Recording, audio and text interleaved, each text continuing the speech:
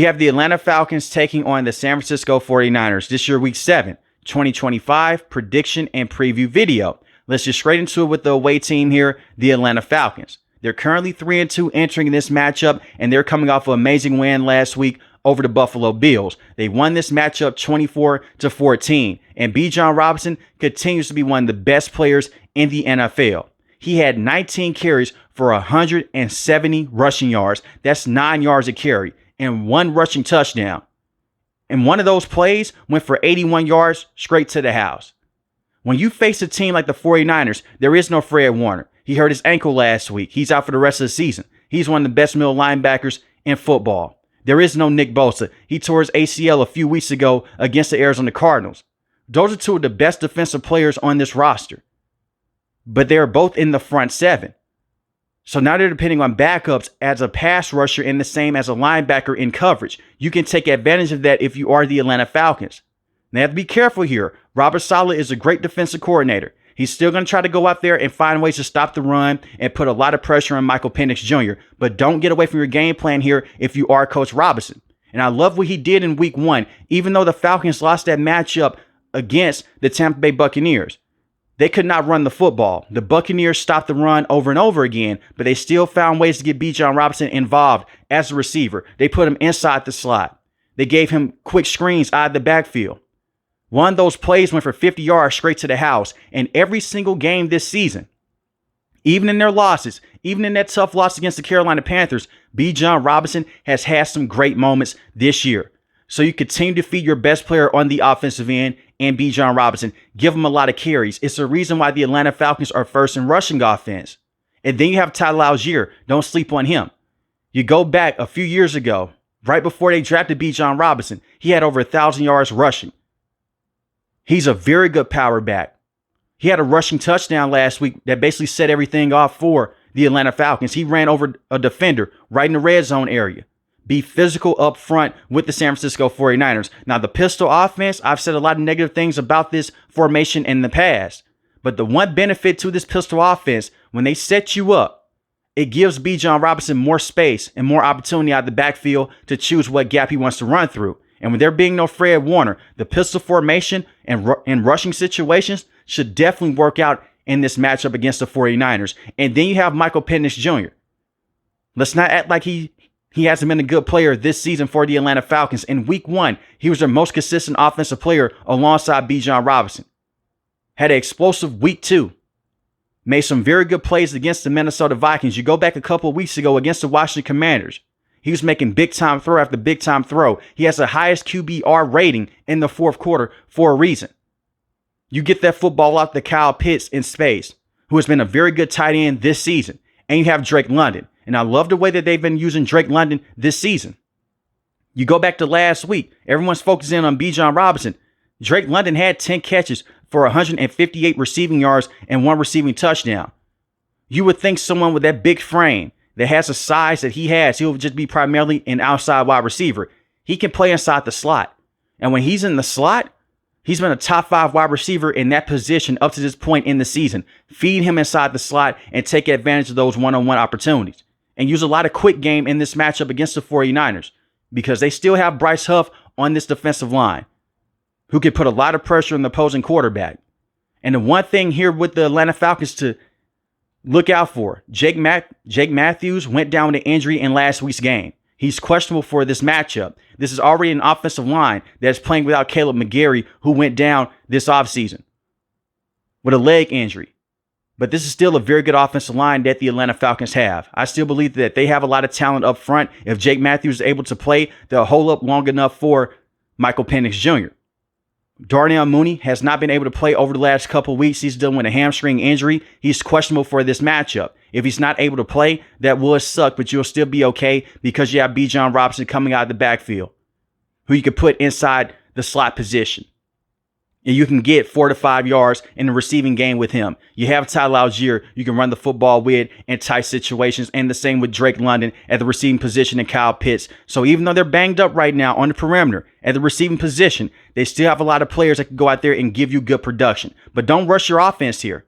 There was a situation last week late in the game. Michael Penix Jr. threw a football straight to Shaq Thompson. The middle linebacker for the Buffalo Bills, he catches that football. That may be a pick six. He was trying to rush the offense and go through his reads. This is what happened against the Washington Commanders on that bad interception. Just take your time across the middle of the field. That's all he has to do. And be on lookout for Ray McCloud in those jet sweep situations. He's not a top wide receiver. He's not going to go out there and kill you like Drake London. But in short yardage situations, if it's a tight screen, they may call his number. But I love this offense right now for the Atlanta Falcons. I'd like to see less pistol, but it is what it is. We'll see if they go and they run some shotgun here and there. But if Darnell Mooney is not able to play, you're sticking to your pistol formation. You run the football, work off of play action, and get Michael Penix Jr. to his spots over and over again. And we've seen MPJ have some big time moments with the Atlanta Falcons in his short career. Now, the defense here with the Falcons, they have been phenomenal. I know the competition may have not been that great, but in week 1, you went against Tampa Bay Buccaneers. Baker Mayfield right now is an MVP candidate. He had 3 passing touchdowns in that matchup. But for majority of the game, the defense, they held their own. They looked very good. They put a lot of pressure on J.J. McCarthy and the Minnesota Vikings. They sacked and beat him up a lot in that matchup. The same with Marcus Mariota and the Washington Commanders. Look at what they did last week to Josh Allen, who is the current MVP of this league. They made him look normal.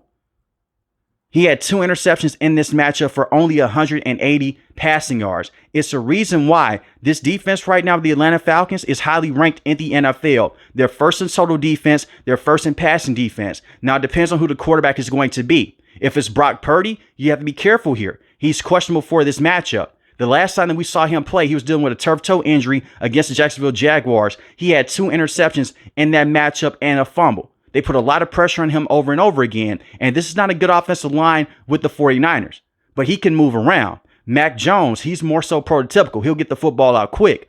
Press man coverage is the way to go in this matchup. But you have to be careful here because George Kittle is on pace to play in this matchup. We haven't seen him play since they went against the Seattle Seahawks in week 1. And he's one of the best tight ends in this league. But you still have a lot of players up front that can give you problems. Zach Harrison has been a very good edge rusher this season, especially against the run. Ruka Roro, in my opinion, he's a very underrated player at the defensive tackle position. They drafted him out of Clemson a few years ago.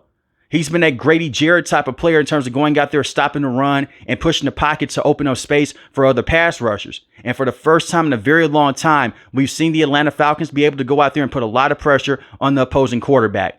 So if it is someone like Mac Jones, who's more prototypical, you can blitz him a lot in this matchup and take away that first read. Mac Jones has had some big time moments this season against the Arizona Cardinals, but he had an interception in that matchup. The same against the Los Angeles Rams. That was a very good game for him, but the offense did stall out. Blitz Mac Jones if he's the starting quarterback in this matchup over and over again, and trust in your secondary. This is what they did against J.J. McCarthy and the Minnesota Vikings. Leonard Floyd is questionable for this matchup. If he's not able to play, that would hurt. But you have James Pierce Jr., who you selected in the first round. And Jalen Walker has been a complete player with this defense. It's the reason why you drafted him first in the first round before you drafted James Pierce Jr. That pass rush has set the tone for the rest of this defense. Then you have Divine Diablo, who has been amazing as a blitzer and in just terms of going out there and stopping running backs in space. And you have Caden Ellis. And you need those linebackers to be very strong in coverage in this matchup. The 49ers right now, they cannot run the football efficiently enough. We'll talk about that more so on the 49ers side of things here. But they're in the bottom of the league in terms of rushing yards per game. While the Atlanta Falcons, they're 17th in rushing defense, but that's more so of a catfish stat. They've let up some big yardage on the ground. So they may let up a play that goes for 30 or 40 yards, but for majority of the game, they're holding those running backs to tight situations over and over again. And this is what happened last week. They kept Josh Allen in check with his legs, and the same with James Cook. In the second half, they got James Cook involved. But you realize late in the fourth quarter, that run game was non-existent for the Buffalo Bills. That's by design. And the same with the Minnesota Vikings. They've been tough on running backs. If you get gashed here and there by Christian McCaffrey, that's fine. Continue to play the same defense that you've played over the course of this regular season. But Divine Diablo is a player to look out for, and the same Caden Ellis. Caden Ellis led the team in tackles last year. He's a very good linebacker, and also watch out for those screen plays when it comes to Christian McCaffrey. Kyle Shanahan, he loves to match up and find those mismatch opportunities with Christian McCaffrey and an unathletic linebacker. So if you have a situation with Jalen Walker, he has the athleticism to stick with him. And the same with someone like Divine Diablo. But be on lookout for Christian McCaffrey, who has basically become a top slot wide receiver in this league. But he is still one of the best players at the running back position. The secondary, A.J. Terrell, my opinion, he's a true number one cornerback. He's slept on. You have Jesse Bates, who is still holding things down at the safety position. You have Billy Bowman, who has been a very good safety in his rookie year this year with the Atlanta Falcons. Xavier Watts, the same with him. This is a very good defense in the front seven and the same on the back end. All you have to do is be on the lookout for those screen plays and the misdirection with Kyle Shanahan, because he is one of the best offensive coaches in this league still. Now let's talk about the 49ers. They're coming off a tough loss last week against the Tampa Bay Buccaneers. They lost this game 30-19. Mac Jones on the day, 27-39, 347 passing yards, 0 passing touchdowns to 2 interceptions, and he got sacked 6 times. Hopefully, George Kittle will be able to play in this matchup, and the same with Brock Purdy. Mac Jones has had some good moments this season, but it's the reason why he's a backup with the 49ers. Against the Arizona Cardinals, he looked very good. Game-winning drive led them to getting the game-winning field goal kick. Had a tremendous game against the New Orleans Saints. Went against the Los Angeles Rams a couple of weeks ago and balled out on Thursday night. But if you put a lot of pressure on Mac Jones, he doesn't have the athleticism to get inside and outside the pocket and make plays down the field. And we saw that last week. All the sacks were not on Mac Jones, but he's very unathletic compared to other quarterbacks in this league, especially compared to Brock Purdy. Now, Brock Purdy against Seattle looked very good in that matchup. He did have the 2 interceptions, but he was able to get the football to George Kittle early on, and the same with Christian McCaffrey coming out of the backfield. The last time that we saw Brock Purdy play live NFL action was against the Jacksonville Jaguars. At that point in time, Mac Jones was dealing with an injury, so they pushed him back out there. He wasn't fully healthy. He was dealing with a turf toe injury. He had 2 interceptions in that matchup against the Jaguars, and he had a crucial fumble late in the matchup. But it's not all on Brock Purdy, and the same with Mac Jones. The offensive line hasn't been good enough. Outside of Trent Williams and Dominic Puny, this is a bad offensive line unit. And Trent Williams is still one of the best tackles in the game. They need to get a semblance of a run game in this matchup against the Falcons. Right now, you're ranked 30th in rushing offense, and this is very rare for a team that's being coached up by Kyle Shanahan. We know that Shanahan loves to run the football, even before they made the trade to bring in Christian McCaffrey a few years ago. That was the one thing with Kyle Shanahan when he had Raheem Mostert.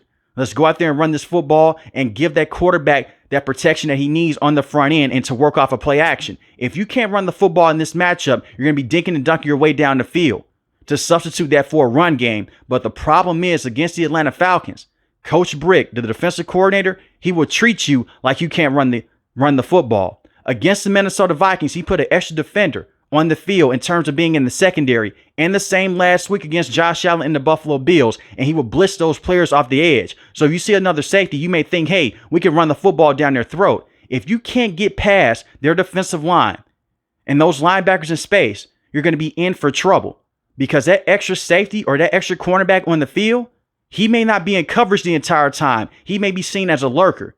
And if you put enough pressure on Mac Jones, we saw last week, you can get away with some great plays. Brock Purdy has the athleticism to get inside and outside the pocket. And my one critique with Brock Purdy right now, just this season, he's not dinking and dunking his way down the field. He's not taking what the defense gives him. He's trying to expand the field to give the football to George Kittle, and the same with someone like Ricky Pearsall when he's been fully healthy. That's great when it works out, but just take what the defense gives you. If Christian McCaffrey is open for 3 yards in the flat, you take that. Now it's 2nd and 7. Instead of being a second and 10. It's the little things here. But I do believe if Brock Purdy's able to play, you have a better chance of winning this matchup. Not because he's just a better quarterback than Mac Jones. It's because of their athleticism in general. And that should be able to help you out in this matchup. But they need more out of this offensive line. Christian McCaffrey had 54 rushing yards last week. 17 attempts, 3.2 yards a carry, 1 rushing touchdown. The longest rush of the day went for 11 yards. Christian McCaffrey was the 3rd leading receiver with 57 receiving yards. And that's the way to go into this matchup against the Falcons. Use McCaffrey inside the slot. Get him going. This is what they've done against the Seahawks early on. The same against the New Orleans Saints. Even though Christian McCaffrey hasn't been dominant on the ground, it's the pass catching. I really believe, in my opinion, and the same with Bijan Robinson, that these players could be very good slot wide receivers in this league if they want to go over there and transfer over to being a full-time wide receiver. But that's the impact with Christian McCaffrey. Run this offense through him. And if George Kittle's able to play, right now he's on IR as I record this video. But there's been a lot of reports coming out, and even Kyle Shanahan said that he's looking better in practice.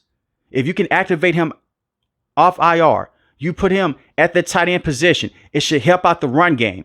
We look at George Kittle as being one of the best receiving tight ends in the NFL, rightfully so.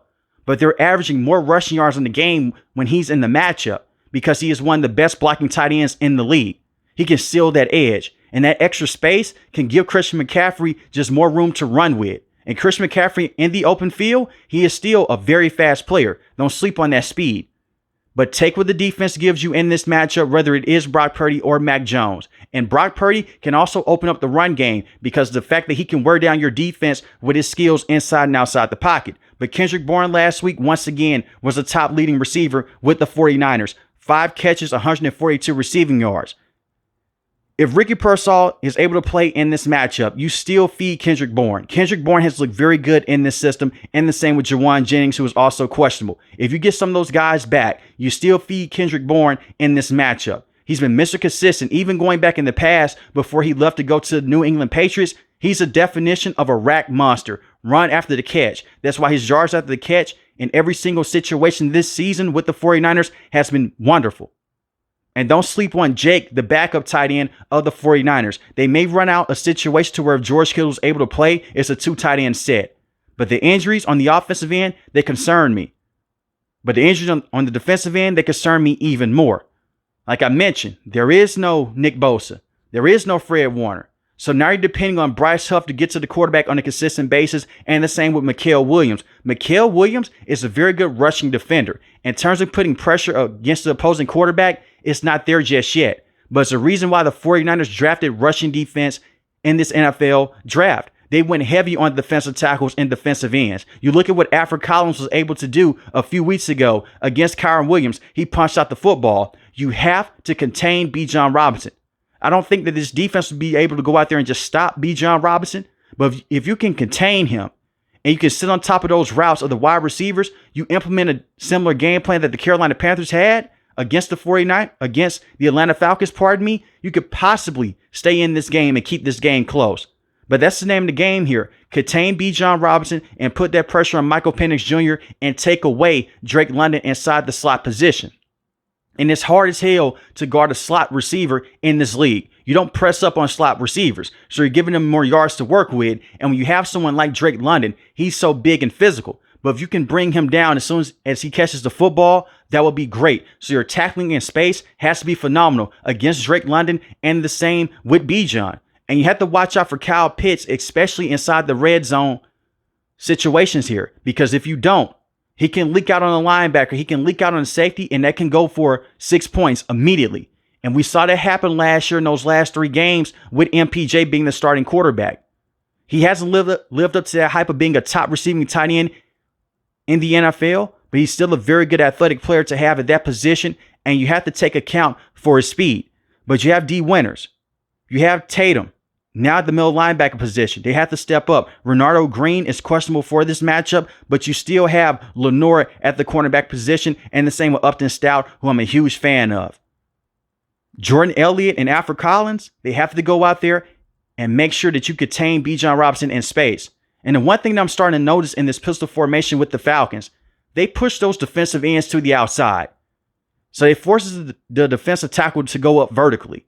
If the defensive tackle can just go to the side with the defensive end, you hope that your linebackers can come down and meet Bijan Robinson in space. And that's what the Carolina Panthers did, and the same with the Atlanta Falcons, and the same with the Tampa Bay Buccaneers in week 1 against the Atlanta Falcons.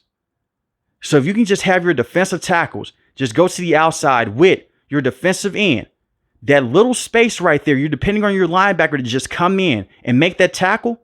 That's the way to play against this pistol offense. But if that can't happen, now you have Bijan Robinson one-on-one in the secondary with a safety, and the same with a cornerback, and you don't want that to happen.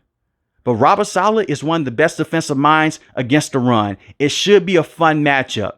But with all the injuries that the 49ers have been dealing with, and I understand they are the home team, And you look at the Falcons, they had that great win against the Minnesota Vikings. They followed that up and they laid an egg against the Carolina Panthers, but that's in the past. I'm going to take the Atlanta Falcons to win this matchup. It's going to be a nasty physical game. And I have them winning this game 27-20.